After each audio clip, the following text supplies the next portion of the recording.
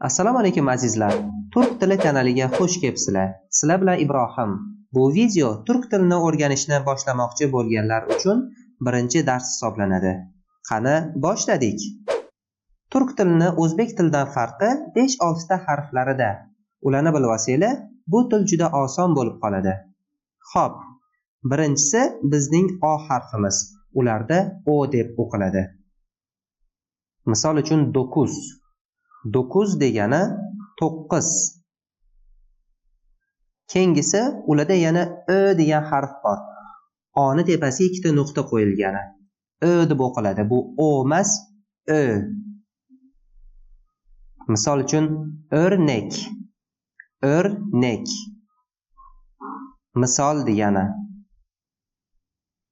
Keyingisi o'zimizning I. Ularda ham I deb o'qiladi. Misol uchun ilk. Birinchi degani. Keyingisi yana I degan harflari ham bor. U bizani i'ni nuqtasi yo'g'i. I deb o'qiladi. Ruscha I bor-ku. Misol uchun kapı. Kapı. Eshik degani.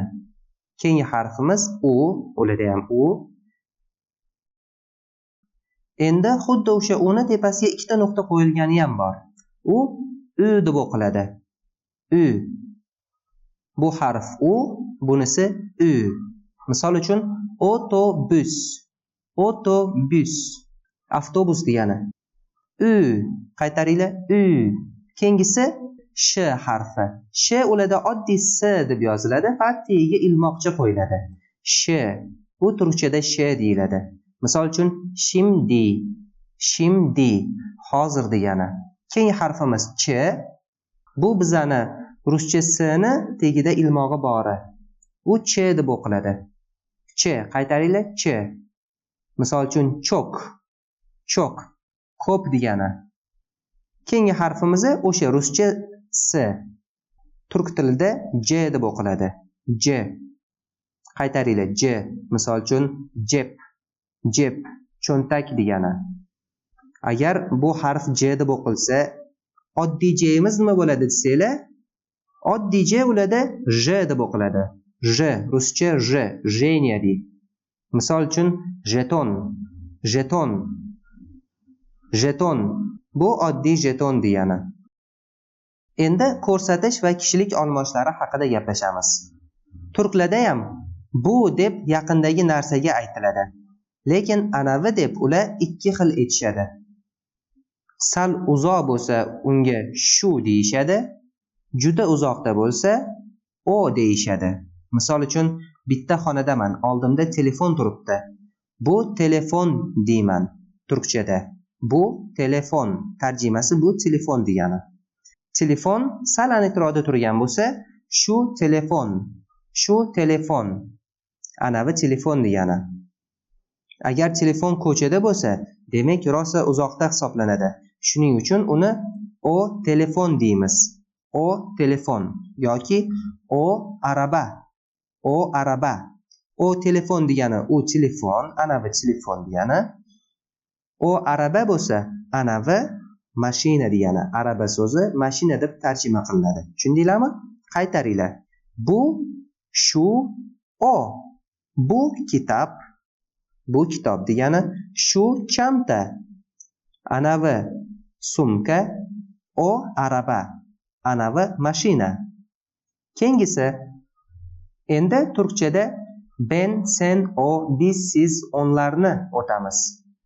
Ben men degani, sen sen, lekin o u degani bizada. Bizlar turk tilida biz bo'ladi. Lar qo'shimchasini qo'shmaymiz.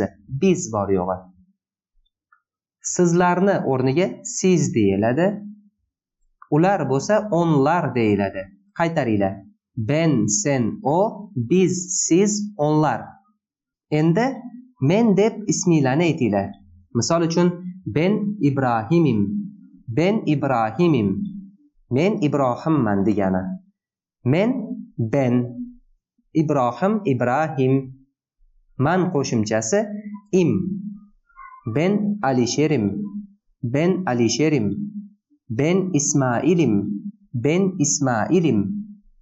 Ben Zühreyim. Ben Zuhreyim. Ben Nergisim. Ben Nergisim. Ben Muradim. Ben Muradim. Endi sen so'ziga misollar. Sen adilsin. Sen odilsan degani. Ko'rdinglarmi? Sen, odil, adil. San qo'shimchasi turkchada sin bo'lyapti. Rosa oson. Sen kimsin? Sen kimsin? Sen güzelsin. Sen güzelsin. Sen kimsan? Sen chiroylisan degani. Sen o'quvchisin. Sen o'quvchisin. Sen o'quvchisan.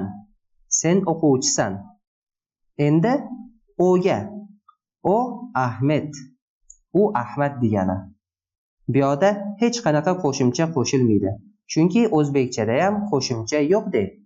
Shuning uchun o da qiynalmaysiz. O cho'p. U axlat. O cho'p. U axlat. O o'yinchoq. U o'yinchoq. O elma. U olma. Güzel. Yaxshi, zo'r, chiroyli degani. Güzel.